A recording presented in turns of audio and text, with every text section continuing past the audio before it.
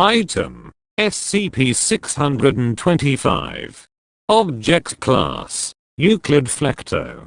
Special Containment Procedures: all specimens of SCP-625 are to be contained within a 5 m x 5 m x 7 m room constructed of reinforced concrete at Site 19, Wing 8. The door to this room is located approximately 5 meters from the floor and opens to a balcony with a railing. Use of the installed platform elevator system is required to access SCP-625 specimens. The following features are also present in SCP-625 cell. 5 high-powered ceiling-mounted flood lamps. These are to remain off except when personnel are present in the containment chamber, in which case they will remain active until all personnel have exited the cell. 4 ceiling-mounted security cameras. The feed from these cameras is monitored for unusual activity by personnel at Security Station A85. 1 device designed to emit randomized ultrasonic noise when active. This is to be activated only during security breaches or if a security breach is deemed imminent. Identical devices are installed in the remainder of Wing 8 for the same purpose. 17 specimens of SCP-625 are currently in containment. More are believed to exist in the wild.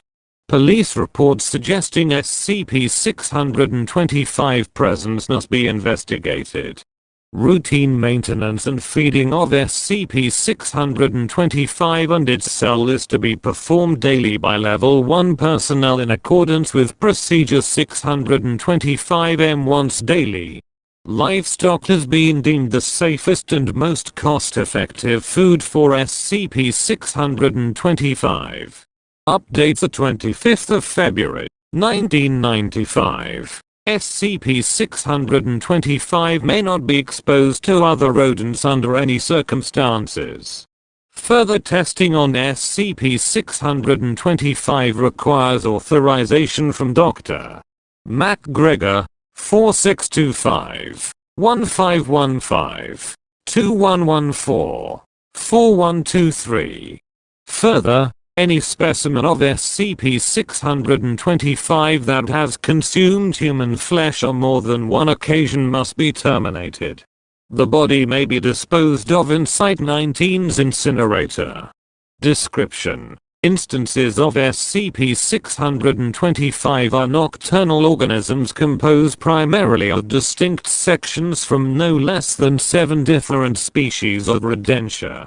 They range between 20 and 30 centimeters in length and, when unfed, weigh between 2.0 and 2.5 kilograms. When left alone, SCP-625 specimens do not exhibit unusual behavior. They engage in attempts at reproduction, but appear to be infertile. It is unclear whether this is an effect of being kept in captivity or whether specimens of SCP-625 in the wild are also infertile. Data expunged. SCP-625 specimens are omnivorous, and have metabolic requirements comparable to those of other rodents their size. Specimens do not necessarily have a body plan conforming to that of non-anomalous rodents. Instances have been located that do not possess bilateral symmetry, as have instances that possess an abnormal number arrangement of limbs. All instances have extremely sensitive eyes and ears and have 2 claws between 12 and 16 centimeters in length on each foreleg. SCP-625 specimens are capable of using these claws for rudimentary manipulation. SCP-625 has been observed licking its claws frequently. Analysis of SCP-625's saliva has revealed the presence of a powerful local anesthetic, which is produced by a specialized gland located in each specimen's body. 1 SCP-625 specimens will sharpen their claws whenever possible, resulting in an edge that is capable of cutting through flesh and most clothing materials. Each instance of SCP-625 appears to have a unique composition, with tissue from any individual species comprising no more than 30% of the specimen's total mass. Separate sections are joined together seamlessly on a cellular level, although there is no mixing. Despite being composed of biologically incompatible tissues, no allergic reactions or other health issues have been noted.